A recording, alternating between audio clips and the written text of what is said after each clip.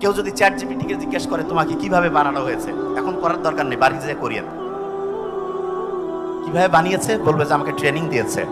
আল্লাহ প্রথম যে আয়াতটা নাজিল করলো সূরা আলাকের, সেখানে আল্লাহ বলছেন যে মানুষ কিছুই জানতো না, তাকে আমি শিখিয়েছি। বিজ্ঞানীরা দেখতেছে কিরে, তার মানে কাউকে ট্রেন করা যায়। এই প্রথম যে আয়াত, সেখানে আল্লাহ বলছে আদমকে আমি জ্ঞান দান করেছি, শিখিয়েছি।